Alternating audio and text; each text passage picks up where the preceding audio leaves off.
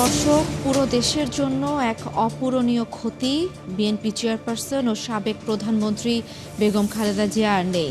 ভোর ৬টায় রাজধানীর ever care হাসপাতালে শেষ নিঃশ্বাস ত্যাগ করেন তিনি।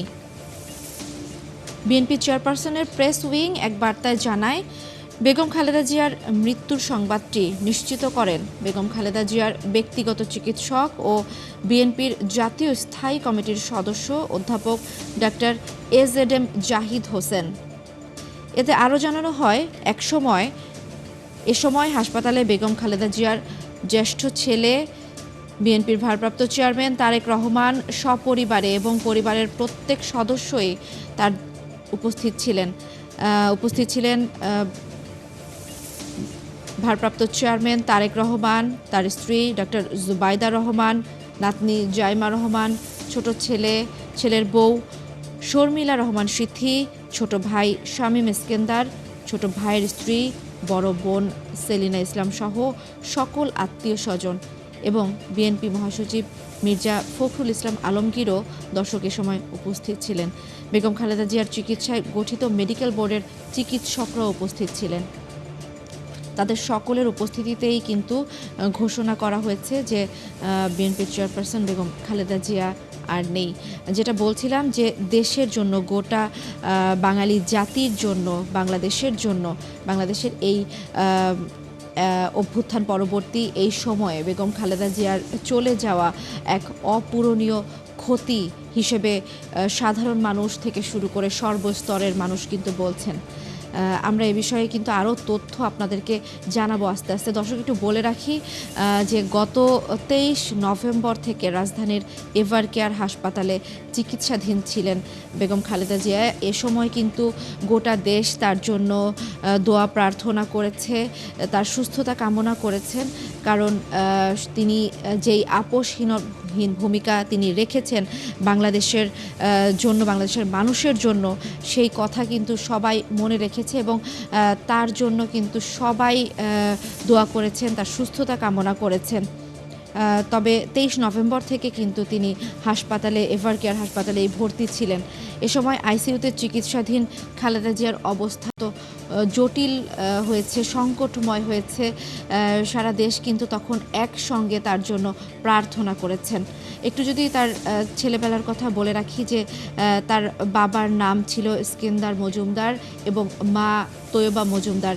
শৈশবে তিনি দিনাজপুর সরকারি বালিকা উচ্চ বিদ্যালয় এবং পরবর্তীতে সুরেন্দ্রনাথ কলেজে পড়াশোনা করেন এবং 1960 সালে, যেটা আপনাদেরকে বলছিলাম যে তার রাজনৈতিক জীবন শুরু হয় কিন্তু তার বিয়ের পর থেকেই।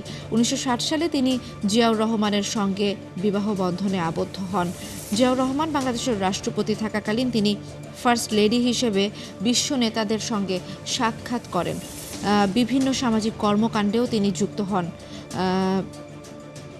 1981 সালে রাষ্ট্রপতি জিয়াউর রহমানের শাহাদাত বরণ করেন, তারপরে দলের যেই সংকটময় মুহূর্তে তিনি রাজনীতিতে পদার্পণ করেন।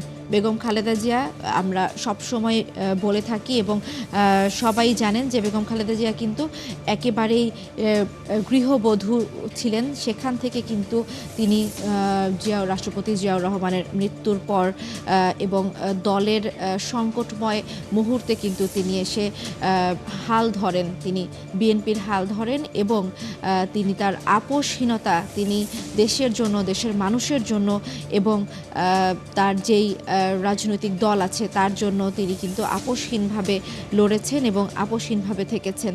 এ সময় কিন্তু তাকে বিভিন্ন ধরনের কষ্ট তাকে পেতে হয়েছে, তাকে জেলে যেতে হয়েছে, তাকে গৃহবন্দী থাকতে হয়েছে। সময় অসময় সে হয়তো চিকিৎসাও পাননি ঠিক মতো। দর্শক, আপনাদের একটু জানাই যে 1982 সালের 2 জানুয়ারি প্রাথমিক সদস্য হিসেবে যোগদানের মাধ্যমে তার রাজনৈতিক যাত্রা শুরু হয়েছিল বিয়ের পর। এরপর 1983 সালে তিনি দলের ভাইস চেয়ারম্যান এবং 1984 সালে চেয়ারপারসন নির্বাচিত হন। 80-র দশকে তৎকালীন সামরিক স্বৈরশাসক HM এরশাদের বিরুদ্ধে গণতন্ত্র পুনরুদ্ধারের আন্দোলনে তিনি যেই নেতৃত্ব দেন, সেই আপোষহীন সংগ্রামের কারণে তিনি কিন্তু সারা দেশের কাছে এবং বিশ্বের কাছে আপোষহীন নেত্রী হিসেবে খ্যাতি অর্জন করেন। এই দীর্ঘ আন্দোলনে তিনি ৭ দলীয় জোট গঠন করেন এবং স্বৈরাচারের পতন না হওয়া পর্যন্ত কোনো নির্বাচনে অংশ না নেওয়ার যে দৃঢ় ঘোষণা দেন, তাতেই কিন্তু তিনি আপোষহীন হিসেবে এক ভূমিকা পালন করেন। এই দীর্ঘ লড়াইয়ে তাকে ১৯৮৩ থেকে ১৯৯০ সাল পর্যন্ত ৭ বার আটক করা হয়। যেমনটা আপনাদের জানাচ্ছিলাম যে তিনি জেল খেটেছেন, গৃহবন্দী থেকেছেন। এই সময়ে এই ৮৩ থেকে ৯০ পর্যন্ত এই স্বল্প সময়ে ৭ বছরের মধ্যেই কিন্তু তিনি ৭ বার আটক হয়েছেন। এই সময় শুধু তিনি আটক হননি, তিনি কিন্তু গৃহবন্দীও থেকেছেন।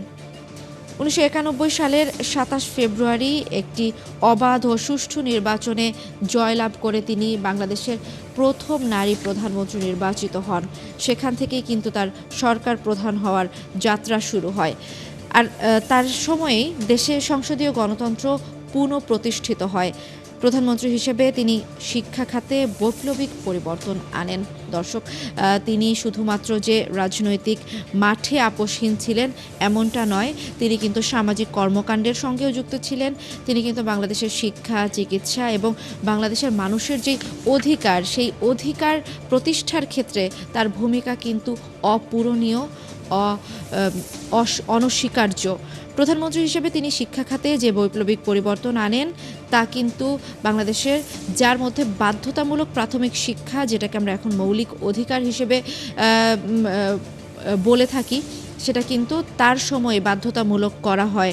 মেয়েদের জন্য ১০ম শ্রেণী পর্যন্ত বিনামূল্যে চিকিৎসার আগে কিন্তু আমরা সবাই জানি যে বাংলাদেশে যেই নারী শিক্ষা, সেটা যেই পরিমাণ পিছপা ছিল, সেটা কিন্তু তিনি ভেবেছেন। তিনি শুধু রাজনীতির মাঠের কথা ভাবেননি, তিনি কিন্তু ঘরের কথাও ভেবেছেন। তিনি নারী শিক্ষার জন্য যে অগ্রজ ভূমিকা পালন করেছেন, সেটিও কিন্তু অনস্বীকার্য। মেয়েদের জন্য ১০ম শ্রেণী পর্যন্ত বিনামূল্যে শিক্ষা ও উপবৃত্তির কর্মসূচি উল্লেখযোগ্য। তার যেসব কর্মকাণ্ড ছিল শিক্ষা খাতে, তার ভেতর অন্যতম একটি সংযোজন আমরা বলতে পারি। এছাড়া তিনি সরকারি চাকরিতে প্রবেশের সময়সীমাও নির্ধারণ করে দিয়েছিলেন। ২৭ থেকে ৩০ বছরে উন্নতি করেন।